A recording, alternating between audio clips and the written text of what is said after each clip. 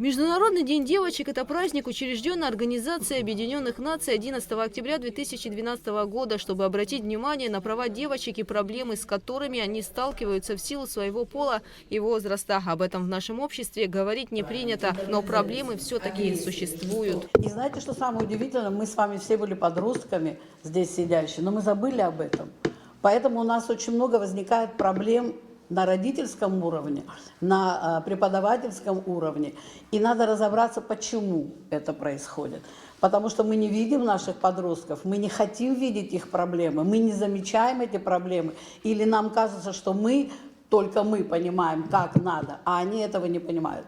Во встрече приняли участие уполномоченный по правам человека в Абхазии и уполномоченный по правам ребенка республики. Они отметили, что безопасность молодой девушки – один из самых важных аспектов, а еще поддержка. У нас в стране, к сожалению, встречаются все виды насилия, которые есть во всем мире. Основное, наверное, что можно сделать для того, чтобы поддержать девочек, которые наиболее уязвимы, особенно в таком традиционном обществе, как наше, когда девочка, женщина находится в такой ситуации, когда, что бы с ней ни произошло, почему-то она не рассматривается как жертва, почему-то вину всегда находят в ней самой. К сожалению, мы, когда говорим о насилии вообще, да, мы говорим чаще всего о насилии, совершенных в адрес женщин, хотя и мужское насилие имеет место быть, но по статистике мы говорим больше всего о насилии над женщинами, девушками, девочками. И самое страшное – это незащищенность таких людей, которые попадаются. И самое, опять же, самое страшное в этом во всем, что, во-первых, человек не знает, где искать защиту, и он не способен сказать. Ты даже самому близкому человеку не можешь об этом рассказать, потому что чувствуешь стыд. Ты чувствуешь себя ответственным, ты чувствуешь себя виноватым, и ты не знаешь, куда обратиться. Мы научились уходить от проблемы.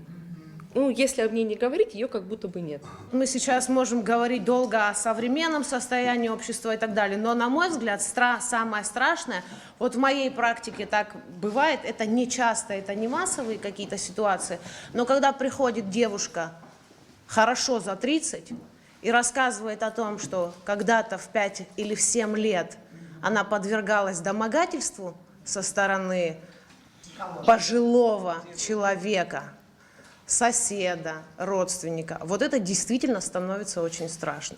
И мы не можем говорить о том, что это сегодняшнее явление, вот, которое сегодня у нас появилось. К сожалению, это было всегда. Другой вопрос, что сейчас, благодаря действиям различных структур, организаций и так далее, выявляемость стала увеличиваться.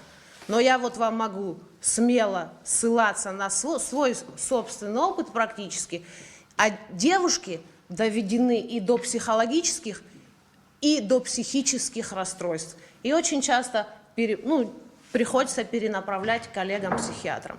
Затрагивая тему домашнего насилия, участники встречи подчеркнули, что в республике есть большая потребность в кризисных центрах. Во многих случаях жертвам насилия некуда идти.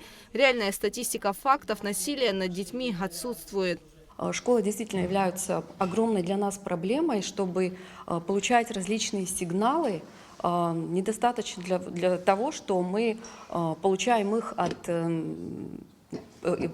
работника поликлиники, который спустя месяц, ребенок или семья обратилась, она увидела там какие-то ушибы, синяки, ушибы.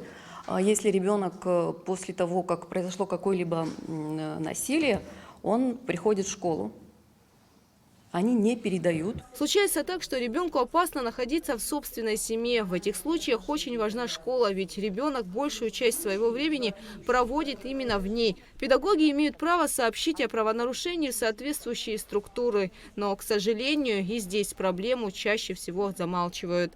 Мы с вами прекрасно понимаем, что ответственное родительство – это очень важно, что ребенок воспитывается дома, на примере старших, но и задача общества тоже очень серьезная, очень большая, очень важная. И государство вместе с обществом. Вот когда эти три единства будут взаимодействовать, будут в гармонии, тогда мы вырастим поколение, которое на самом деле будет строить благополучную жизнь в Абхазии. Все участники круглого стола отмечали, что о проблеме нужно говорить. Только тогда появится возможность проследить за реальной картиной.